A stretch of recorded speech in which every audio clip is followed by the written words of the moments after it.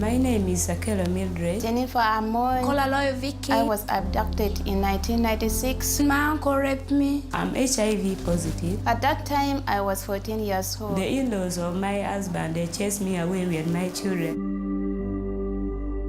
My mom rejected me. The typical life of a Ugandan woman is a tough one because it's characterized by subordination. A typical Ugandan woman is illiterate. They are married off young, and that means unwanted pregnancies. They've got all these children, and many times they're abandoned by the fathers of these children. And so this lady has got to fend for herself and for her children. These are people who have been exposed to danger, you know. They've been exposed to hurt out there, and they feel unloved. They lack a sense of worth. Yeah, they don't feel valued. And these are the kind of women who are on our program today. Many people say, we know what Watoto is, but what is Living Hope?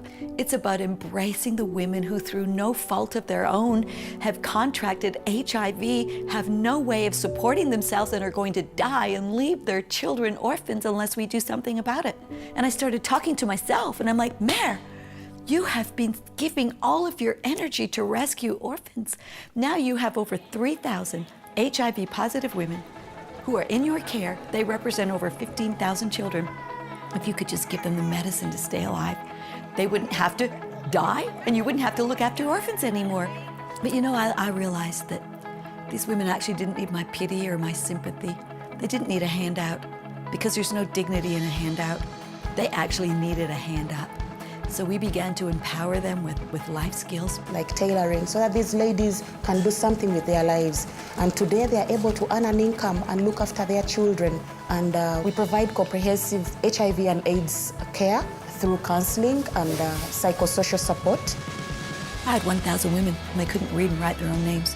So we taught them how to read, we taught them how to write, we taught them how to manage a small business, we taught them how to make things with their hands, we taught them how to sew, how to make dolls, how to make table runners. So we began taking out with the Watoto Children's Choirs all these things that these formerly vulnerable women have made, but today they're dignified women, selling them all around the world. And then I remembered everybody eats peanut butter in Uganda, so we started making peanut butter. And then we started harvesting honey. And then we started making shea butter. And I really believe that this Living Hope model, it is going to become a model not just for Uganda, but for all of Africa, because there are literally millions of women who have been left to bear the brunt of this continent's challenge. Why are we doing all of these things? So that we can totally and completely let these women know that there are no boundaries to God's greatness, that they can dream again, that they too can live a life of dignity. And these women who yesterday thought they were nothing, today have become successful businesswomen and pillars of influence in their community, because Jesus makes somebody out of nobody, and Jesus makes something out of nothing.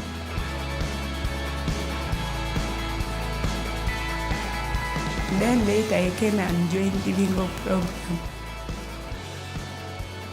In Living Hope, I went through different classes. I already forgive for my uncle. I learned how to forgive. Right now, I forgive my mom. I want to buy a land, and I want to build my own house. And I want to pay my children in school up to university. Later on, I want to marry. In future, I want to have my own land, whereby no one can chase me with my children. Thank you.